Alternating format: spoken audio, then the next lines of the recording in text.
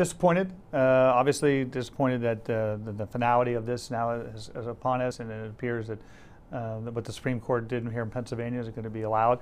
In some ways, as someone who believes in state rights, I'm almost glad the federal government didn't interfere. Even though I want them to interfere on my behalf, I respect the fact that they left it up to the states. Look, I think that the takeaway from this is we now have two legislative bodies in Harrisburg. We have the legislative branch, the House and the Senate, and we have the Pennsylvania Supreme Court, who is obviously and probably the most activist court in the history of the Commonwealth.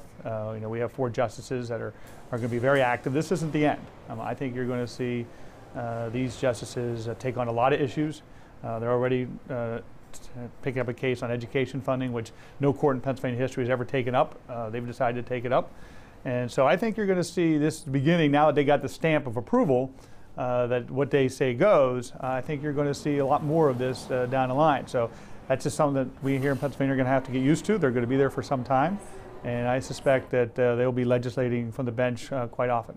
As far as the maps go, is this it? Are there any more challenges? I believe this is it. I think it's time to move on. Again, we're disappointed, but having said that, we respect the court's decisions, and it's time to, they'll be filing, I guess, today or tomorrow, and then we'll have our races, and we'll just go into this map. One of the major topics around the Capitol is over on the House side, and I know the Senate doesn't have anything to do with what's going on with Representative Miccarelli, but there are a handful of domestic violence bills that have been in the Senate for a year now, and they're being brought up again today for to try to get them over the finish line. It's been a year, though. What has taken these bills so long to get to this point?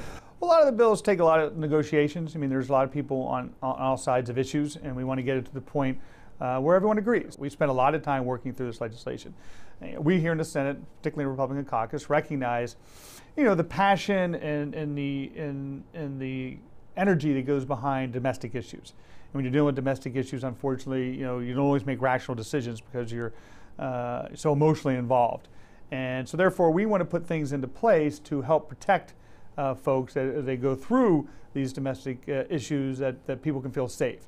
And nothing's foolproof, but the bills that we're going to be running over the next couple of days, I think will get almost universal support here in the Senate, because we did take the time to negotiate through them, get all parties involved comfortable, and then we can put something in place that I think is going to really help folks as they go through those issues. Similarly, keeping schools safe, obviously a massive topic nationwide because of what happened recently in Parkland, Florida.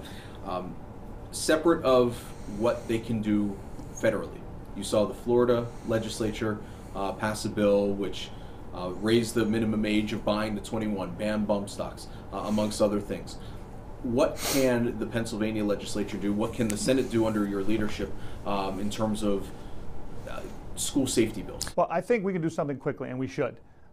Clearly, I'm a father of 3 kids in public school, so these stories, hit home with me very, very much so.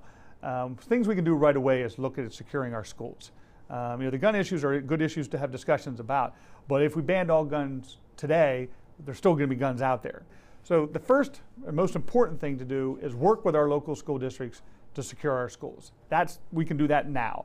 Other issues we can debate as we go along, but until we secure the schools, our kids aren't safe, and that's going to be our focus, and we're going to try to do something immediately and hopefully have it into place by we break in June the budget. But is that with more security guards or with arming teachers, which I know is a bill that you supported when it passed a year ago? Look, I represent rural Pennsylvania, and so like Penns Valley School District, the closest state police barracks is probably 20 minutes away.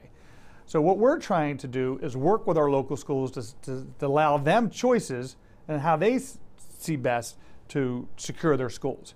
Obviously, you don't want to arm teachers if you don't have to, but allow them to set up a security process that works for them. Any discussion on raising the age or banning bump stocks?